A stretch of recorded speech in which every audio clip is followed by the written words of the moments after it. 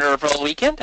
We'll probably have a slightly shorter call today by about 15-20 minutes, so you can look forward to that. But we do want to talk about a few very important topics. First one is we now have a second or third wave, I guess, now of eye-to-eyes happening. And those veterans that understand how to do this and how to do the eye-to-eye, please forgive the next 2 or 3 minutes because Jeff's going to go. We've talked about this several times, and apparently I don't give directions very well because guys are still having problems with this. So Jeff, could you talk about we have to gather all the forms, but are they? How do we get them to bring the forms in? What do we do if they don't bring the forms in? Do we even expect them to bring the forms in? Sure. Well, whenever I'm talking to somebody who is getting ready to do an eye-to-eye for the first time, I always tell them there's 3 things that you're going to have to be good at as you get ready for these meetings. The first thing that you're going to have to be good at is you're going to have to be good at explaining what the portfolio review is. And so that's what that first 10 minutes of the meeting is. If you look at the eye-to-eye meeting on the website and you look at the script and the audio and the video, that's what that is. That's that 10-minute conversation that opens that eye-to-eye meeting where you're explaining exactly what it is that the portfolio review is and getting people to say, yeah, if it's free and it doesn't, not obligated, and sure, why not? I'll do it. The second thing you have to be good at is you have to be good at collecting the statements because they're not necessarily going to bring them. See, that's different than a seminar. Back when we were doing seminars, you could explain to people in the seminar and get them to tell you why they needed to bring in the statements, and so people would show up from a seminar bringing statements. But the reason we kind of went away from seminars is because we were getting feedback that seminars are hard and they're expensive and people really didn't want to do them. And so when we hit on this way of getting people with money to come in, and we found somebody that would guarantee it so that you were guaranteed to get people with money, not all of them, but most of them, at least $1 million in assets collectively, then we went to that. But the problem with that is they've never met you. They're getting this flyer in the mail, and they're making a judgment about whether or not to come in based on that flyer, and the flyer has been working gangbusters, so we're not worried about the guarantee. People are coming, and you don't have to worry about it either because if they don't come, you're guaranteed to get money back. But the problem is, because they've never met you, some of them, a few, are bringing in statements, but not all. First, they want to see what this is, kind of meet you, get a feel for you, and so once they agree to go to the portfolio review, they're willing to bring in the statements, but you have to get them, just like you did in a seminar, to tell you why you need them. You have to be good at that conversation, because if all I did is I said, well, I need you to bring in this stuff, guess what everybody would say? Okay. And then they'd go home, and if it was easy to find, they'd bring it, and if it wasn't easy to find, they'd say, oh, well, I can't find it. And then they're not gonna bring it. So if you get them to tell you why they need that stuff, if somebody asks me, hey, I need to see your marriage certificate to do this thing, I'd be like, okay. Then I'd go home and I'd say, Rochelle, I need a copy of our marriage certificate, and she'd say, yeah, I don't know where that is. Well, how do we find it? Well, I'm not sure if we do. I mean, I'll look in the firebox, but if it's not there, we have to go to the county where we were married and get it from them. Well, we weren't even married in Minnesota. We were married in Iowa. I'm not driving down to Iowa. Well, I don't think you need to drive down to Iowa. You can get it online. You know what? Too much trouble. I'm not doing it. No, if somebody said, hey, if you bring in your marriage certificate, we can change over the titling on this property and you guys can save $10,000 in taxes, guess what I'd say? Hey, Rochelle, where's the marriage certificate? Oh, you have to go down to Iowa to get it. Okay, well, next weekend, guess what we're doing? Because it's going to save us $10,000. So we need them to tell us why they need to bring in the statements. They're agreeable to bringing them in, but if it's not easy, they're not going to do it unless they buy in and say, you know what, I need to get these to you so I can save these benefits or get this money. So yeah, if it takes me a half hour, an hour to look, I'll do it. So you have to be good at getting them to explain or buy into what the portfolio review is, and then you have to be good at getting them to bring in their statements. A few people bring them in, but again, guys, most don't because they've never met you. So it's different than a seminar. They've never, at a seminar, they're willing to do it because they know what you can do for them. You've explained it, and you've got them to buy in on why they need to bring it. But here they're willing to come in, but they still want to meet you, and they're willing to bring in the statements, but if you don't get them to buy into why, they'll only do it if it's easy. If you want them to do it, whether it's easy, hard, or anything in between, you need to be good at getting them to tell you why they need to bring them in. But remember, most people aren't going to bring them in. All they have is a piece of paper. They don't have a face to a name. They don't know who you are. They're not exactly sure what this is. Some people see the words portfolio review and it clicks, I better bring the stuff for my portfolio. Some people it doesn't. They just want to see. Well, a lot of people, I'm just going to jump in there. Most people are bringing in their investment statements. They're not bringing in all the other stuff. They're bringing in the investment statements. They're not bringing in all the other stuff. So you got to get good. When Jeff says you got to get good at having them tell you why, not just it's a good idea, but they have to tell you why. Essay answer type. We use the first. It's just about money script because that's a shorter one. If that doesn't work, then we're going to use the tie everything to the power of attorney. Not the script, but there's all sorts of, as Jeff was saying, hey, I'm going to save $10,000 in taxes. I'll go find that. There's all sorts of reasons inside the script for tie the power of attorney to everything to get them to understand why they need to bring the other things in. Sorry for jumping in there, Jeff. Yeah, and the last thing you need to be good at is nailing down how they get you that stuff. Because otherwise, they'll bring it. They just won't bring it until the day of the meeting, and then that doesn't do you any good. So get them to essay answer what the portfolio review is and why they want to do it.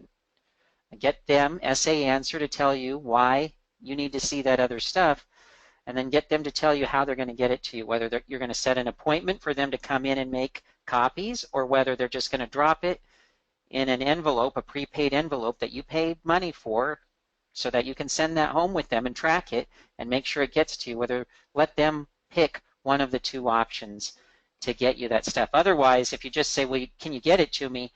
And they say, yeah. And you say, like, any time in the next week? Oh, sure, I can just drop it by.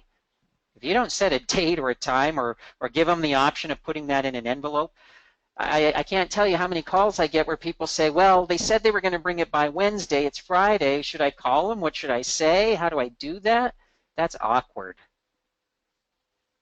If you set a time or you give them an envelope, it's easy to call them and say, hey, we missed you on Wednesday, or I haven't got that envelope yet. Have you had a chance to pop that in the mail? You were going to say something? I was just going to say, yeah, so you're going to say, listen, we can set an appointment for this date for you to bring a mini appointment. You won't even see me. You're just going to see my assistant. She's going to make the copies. It'll be about 10, 15-minute appointment right then and there, and then we'll actually, you and I will get together here next Thursday. So you can make an appointment here Wednesday with my assistant, and it will get together the following Thursday because I need a week to actually go through your information. Or if you, when you give them the envelope, again, as Jeff was saying, the FedEx envelope, make sure they understand that you paid for that envelope, and then make sure they give you a date on when that envelope will be in the mail. Make sure they give you a date on when that envelope will be in the mail as well. Yeah, and then you have an excuse to follow up if they don't.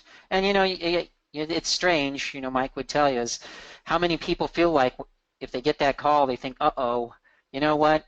Man, I either have to go back there and give him his envelope back because he paid money for it, or I have to just pop these things in the mail, and it's just easier to pop them in the mail, so you'd be surprised just how many things come back with just a simple phone call.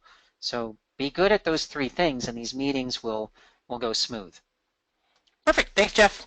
So, guys, this is probably the 10th time we've covered it, so I'm sorry for the guys that get it, but hopefully the guys that don't get it now get it. Okay? Good. So the next thing I want to talk about is just a tool I'm not sure many people are aware that we have, and it's the Senior Advisor's Hippocratic Oath. So we have this in a PDF document. What guys have done is they've actually printed this on like parchment paper and hung it in their office, or some guys have actually given this to people as another piece that they use. So the Senior Advisor's Hippocratic Oath says, I swear by God that I will fulfill, according to my ability and judgment, this oath and this covenant. So working with seniors is a privilege. And then it goes through why it's a privilege. It says, respect. I will make every effort to ensure the rights of all my clients are respected, including vulnerable groups who lack the means of making their needs known no matter the circumstances. 3, independent judgment. My professional judgment will be exercised as independently as possible and not be influenced by political pressures nor by any factors such as a social standing of the client. I will not put personal profit or advancement above my duty to my clients. Next one, education. I will ensure my clients receive the information aboard that they want to make decisions about their fiscal health, and I will, and I swear as truthfully as I can to respect my clients' decisions unless that puts others in harm's way. If I cannot agree with their requests, I will explain why. Confidentially, I will do my best to maintain confidentiality with all my clients. If there's overriding reasons which prevent me from keeping clients confidential, I will explain that to them. Expertise, I will recognize the limits of my knowledge and seek advice from colleagues when necessary. I acknowledge my mistakes. I will do my best to keep myself and colleagues informed of new developments and ensure that poor standards or bad practices are exposed to those who can improve them. And last one is community. I will use my training professional standing to improve the community in which I work. I will treat my clients equitably and support a fair distribution of resources. I will try to influence positively authorities whose policies affect seniors and their finances. I will oppose the policies that are detrimental to the overall physical stability of the senior population. I will strive to change laws that are contrary to my clients' interests and to my professional ethics. So this is a PDF that we have. So if you would like that, just shoot Tricia an email and she will get you that PDF document. So I'll actually, Mike, I'll actually just post that document with the call as well. So on the replay, they'll actually have a link to download the Hippocratic Oath. Super duper. Good. So guys, you could either put that on parchment and hang it in your office, or like I said, guys, if you actually use that as another handout to clients when they come in. Just want a few things about divorce. Some of our clients do get divorced, so if they do come in, these are some things that you should tell them on how to prepare. So the first thing you want to do is tell them to collect copies of all their financial documents. So why do you want to do that? Why do you think you want to do that? Well, they need to know where all the money is, because we've all heard nasty stories of what happens during divorces. So they need to collect copies of all the financial documents so that they know where they are. They need, and also they should be writing down what they owned prior to the marriage. So same thing here, inventory of all their assets. Then monitor your credit report. So to get a picture, you want to get a better picture of your current situation. You also want to see if anybody's been opening up new accounts and are going to load up the debt and cause problems for you and your credit when you get divorced. So has anybody ever heard of problems with that, where the one spouse is very, very good with money, the other spouse, though, when they get divorced, they saddle that spouse with all sorts of debt and bad credit. Open individual accounts, so start opening your own individual accounts, monitor and cut your expenses. Most people who get divorced have no clue what it's going to take to live by themselves. They think that it's going to cut their expenses in half. Is getting divorced going to cut your expenses in half, guys? Is it? Not even. Not even. And then plan, and that's where you guys can step in. So what we're going to talk, the main topic we're going to talk about today is this. 65% of people making over $175,000 a year consider identity theft a serious concern. So when I've talked about doing the 21-point checklist, I tell people that, listen, when I'm doing the first part, the survivor's guide, I treat that with the importance it's due, which is with the survivor's guide. I'm going to treat that as if that's when I'm doing it with the client, I treat that as the only thing that will get that client to leave. So in my mind, I've already segmented and said, I don't have anything else. This is the only tool I have. I'm not going to cover anything else, so I better be awfully good with the survivor's guide, because if I'm not, they're not going to move their money. That's how serious I take the survivor's guide. Well, the reason I bring up this, want to cover identity theft today, is guess how most people, when Jeff and I are listening to the tapes, guess how most people are covering the identity theft? Oh yeah, I got this thing too, it's going to cover your debt, it's a good thing, and blah, blah, blah, blah. Guess how long it's taking most people to cover the identity theft? A minute or two. Guys, if 65% of the people we want to be working with consider identity theft a serious concern, guess what?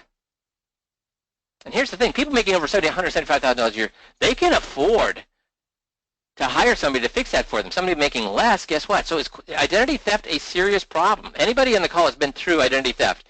Is it a serious problem? Does it throw a monkey wrench in your life, not for a day, not for a week, but for months? You're darn right it does. So when you're covering identity theft, don't just walk through it like, hey, here's a good idea too. You got to treat it with the respect it's due.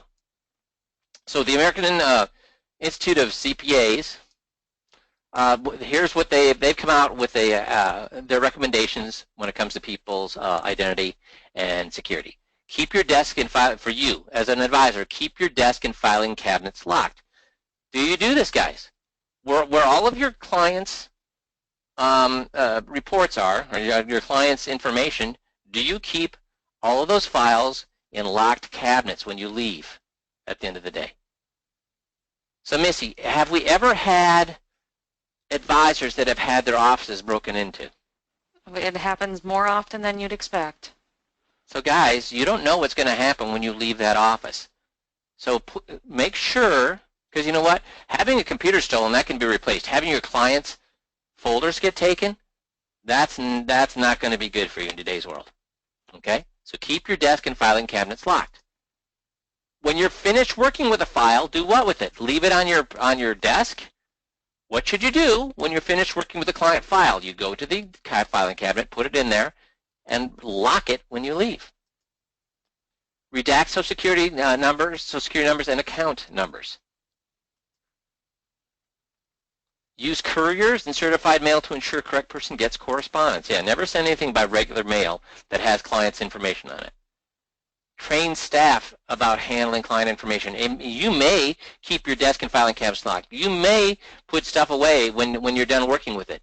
But make sure your staff does as well, because does it really matter if that information is stolen? Does it really matter where it came from, whose fault it was, yours or your staff's? Who's going to be held accountable for it?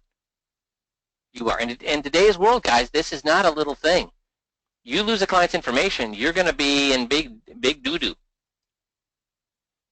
Install antivirus software on your computers. I'm going to give one more pitch for this. Guys, how many tools do we have in our business? See, we're lucky. Do we have to have forklifts? Do we have to have front-end loaders? Do we have to have really, a semi-truck? We only have one tool. We only have one tool, and it's our computers. So when I'm talking to you on the phone and you say, oh, my computer's being funky today, oh, shoot, or it takes forever for you to log in because your computer is slow or whatever. Why, guys, why do you think people's computers are slow? In today's world, why do you think their computer is slow? Why are advisors, when I'm talking to an advisor and their computer's slow, why is that happening? Viruses, right, it's full of viruses. Guys, if your computer, first of all, you better have antivirus software on your computer. And you should be bringing your computer to a bona fide technician at least once a quarter to make sure it's clean for all sorts of reasons. Number one, it's your tool. It should be a fine, if I'm a truck driver and my truck has one flat tire and only fires on 7 cylinders, what's that going to do to my bottom line, guys? You need to make sure your computer is clean. You need to make sure that it's a well-running vehicle. And if don't, that's the only tool you have. Make sure it's running appropriately, and antivirus software is one of those things. And getting it cleaned and looked at by a bona fide professional once a quarter is absolutely the right thing to do. Now, what should you recommend clients do? Now, when you're going through identity theft, we've got the whole FTC booklet. That's for what happens after they get their identity stolen. But we need to talk to them about what they should do before. One of the number one things that they recommend to keep your identity safe is to file your taxes early. Why? See if anybody understands why. Why filing early?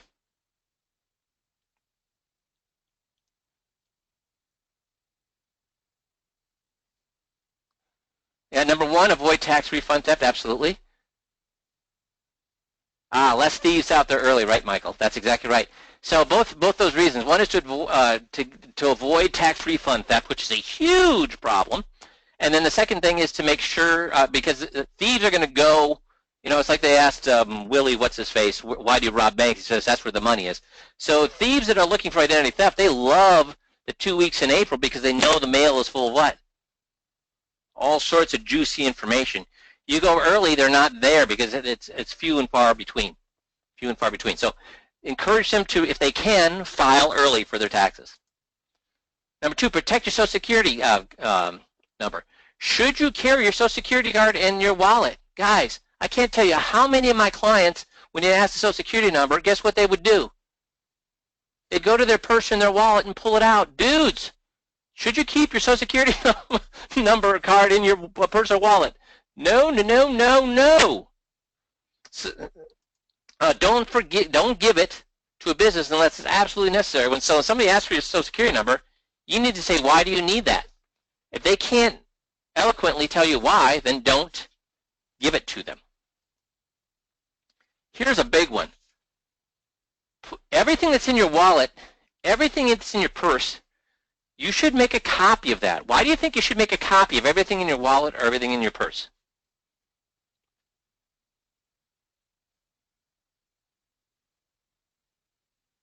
Yeah, in case it's lost or stolen, Jason. Exactly right. Because then you know who to call. You know exactly, because otherwise you might forget one of those things, and that'll be the thing that bites you. So make a copy of everything in your wallet, everything in your purse, so that when you lose it or it's stolen, that you know who to call and you can do it quickly. And when it comes to identity theft, does time have any effect on how badly it's going to hurt you? Yes, hugely. Okay. Again, we just talked about this, guys.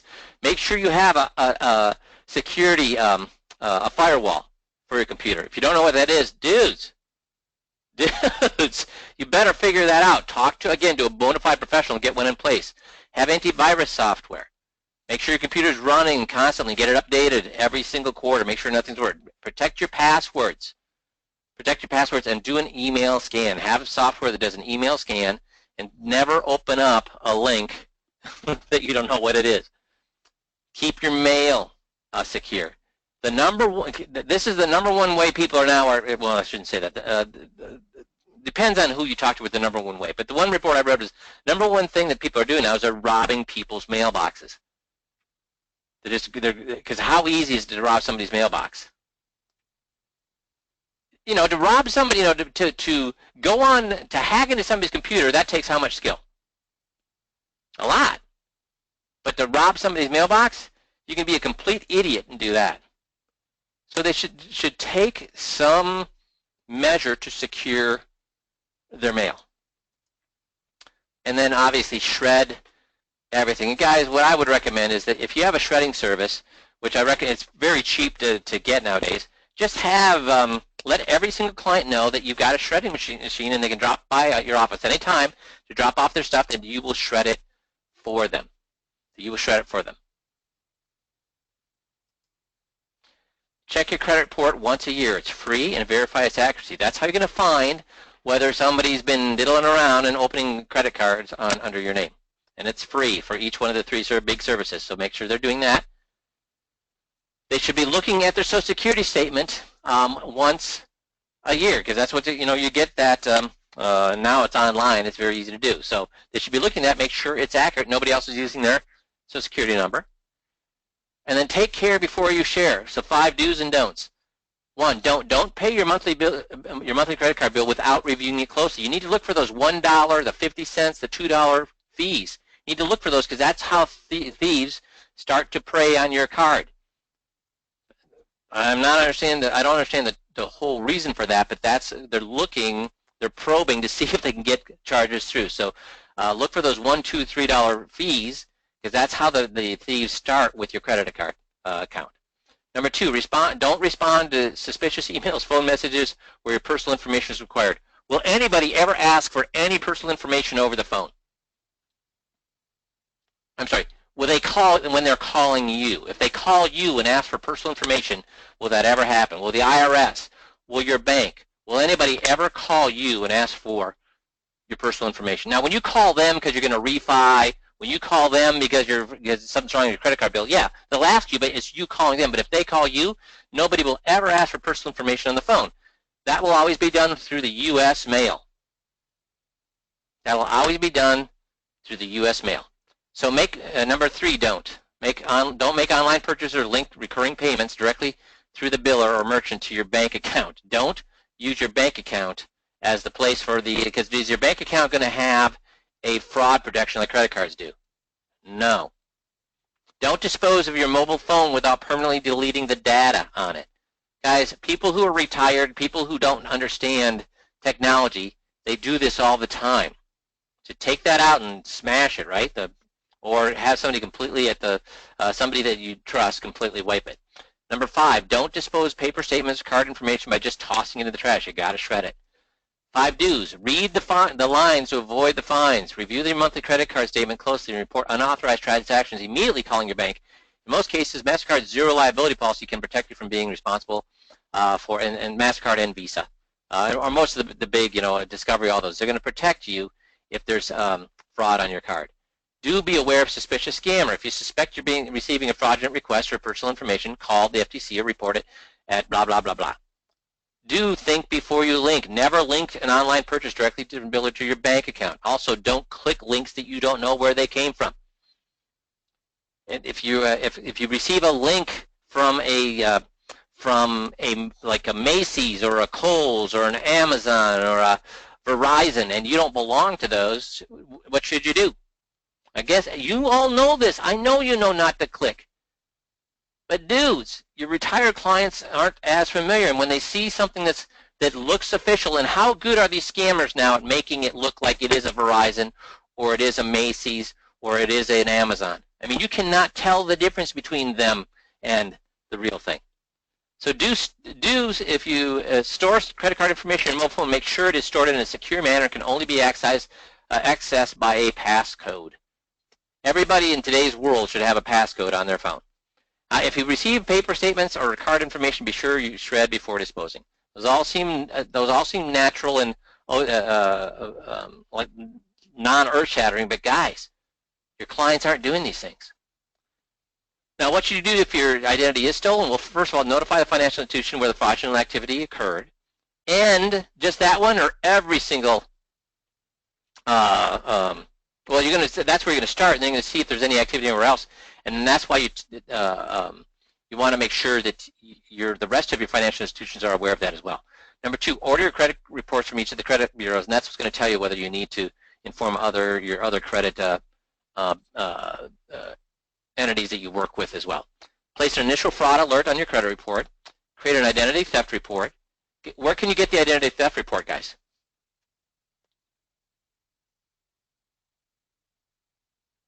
Very good, Jason.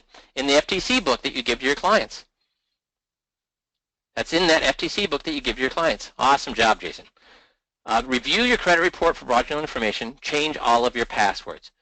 Now, I just read an article. Should you change your passwords on a regular basis?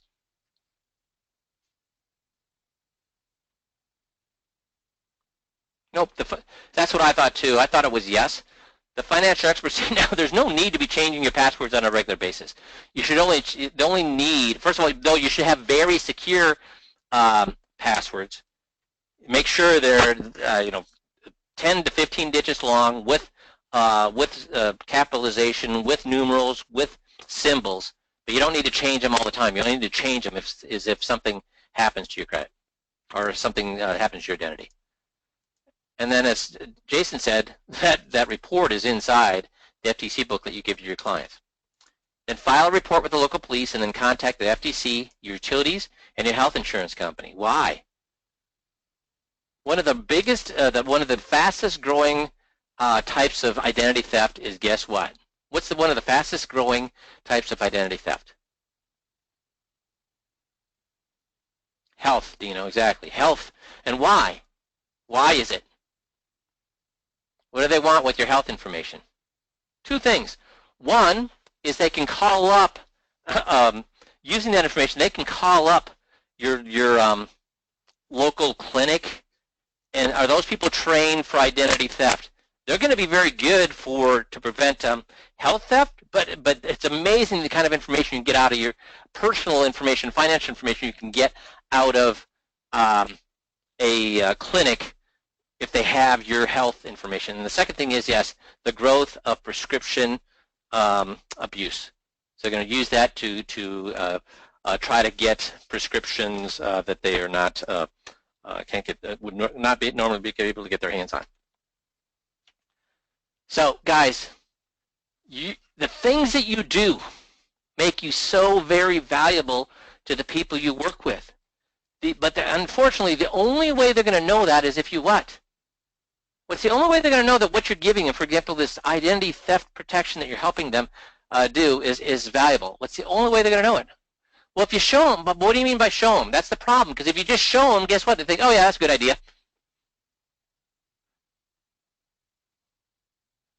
What do you mean, Jason, by explain it properly? You're right. What do you mean by explain it properly? You're getting close, Andre.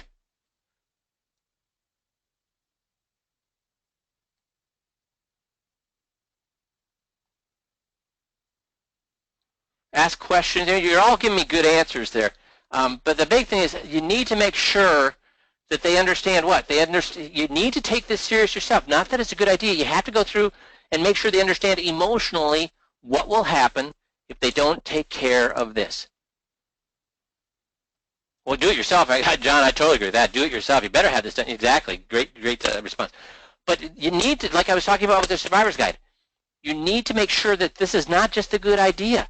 They have to understand at an emotional level what will happen if they don't take care of this. So when you're explaining it, be serious as a heart attack about not having this stuff done and what can happen. Make them tell you the worst case scenarios if they don't do these things. What could happen to them emotionally? Guys, anybody on the call ever been had their identity stolen? When that's happened, not to me. No, I'm knock on wood or some wood, but some other people I've known. And is it just an intellectual exercise for them, or do they feel emotionally violated? It's like somebody breaking into your home. It's emotionally violating when somebody steals your identity. So, guys, this is a great tool you have. This is a great tool you have. Make sure you treat it as the great tool it is, okay? And again, as we move forward in the new environment we're in, where we're required to validate why we're of value to our clients, you should use every possible thing, or you should only be excited about showing them the financial things. Everything. So what would you add? Anything to add to that, Jeff? Well, the only thing I would add is kind of what we talked about the other week, too, is if you don't take these first 9 seriously, and they think, yep, that's good, that's good, that's good, that's good, that's good, because this is one of those things, they won't take anything on the back half of the meeting seriously either. They'll just think, well, yeah, this is all good. It's all good. But yeah, go ahead, sorry. Yeah, if you get them to emotionally understand what happens if they don't have these things, then when you get to the end of the meeting, they'll think, you know what, if I don't get this stuff done, if I don't fire my guy, and I don't get this other stuff done, I'm in a heap of trouble. And that's when they move. That's when they act. That's when they say things other than, yeah, let me think about it. This has all been very good. You've given me a lot to think about. Let me think about it. See, I told people the reason I made $1 million a year is because I do things I don't get paid for. So all the financial things, hammering variable annuities, hammering tenure, hammering turnover, hammering REITs, hammering bonds, I did all that stuff when I was making 50 grand a year. The same exact way. The beautiful way we walk through why the advisor is taking advantage of them when they do variable annuities, why the advisor is taking advantage of them when they do REITs, why their advisors taking advantage of them when they use managed money. The way that I did that was the same when I was making 50 grand a year. The difference was what? What changed all that? Because the back half of the meeting was the exact same way. I laid it out the exact same way as I did when I started making $1 million a year. But see, why was I bringing up all that financial stuff? When I was making 50 grand a year, why was I bringing up all that stuff? Why was I bringing up all the financial stuff, guys, when I'm making 50 grand a year? Yeah, Jeannie's got it. What was I doing? Why was I bringing up the financial stuff, guys? Oh, come on, guys. Really? You're this far in and you don't understand this? Ah, there you go, Michael. I wanted the money. I'm saying, look at your advisor screwing you when it comes to money. They knew the only reason I was doing that was what? That's right, Carrie. I wanted to make the sale. I was attacking their guy when it came to investments, so they'd move their investments from him to me. And guess then my wife said, you know, Mike, a known evil is better than an unknown good.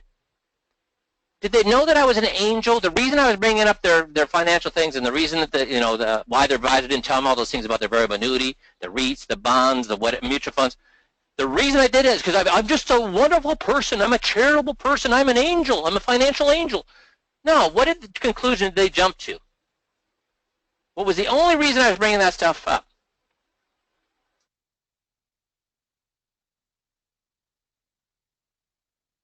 To make a sale. It was my own agenda. Yeah, Perry just said it perfectly here.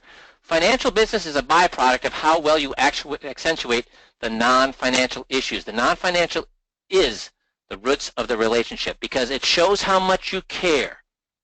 Not about getting them to move the money. It shows how much.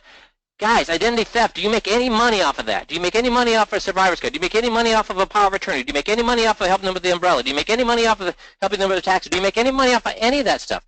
See, they're not, in today's world of the post-trust era, they're not going to work with you until you show how much you care. But you can't show how much you care until they work with you. Guess what the 21-point checklist magically does? It shows that you're different, and it shows that you care, so that by the time you get to the money, it's not like, oh, Mike just is bringing up this money stuff to make money off of me. No, they're saying, oh, this is one more thing Mike's helping me with. Does that make sense? So please treat identity theft not as a throwaway good idea, but with the care and emphasis that it deserves. Make sense? Any questions? Super. So I know this is not an exciting call to have, but I just want you to know that these things that you do, some of you guys do as throwaways, don't use it as a throwaway. This is one more level to show how much you care and that you're different. Make sense? You guys have a wonderful week, and we'll talk to you all on Friday. Thanks, everybody.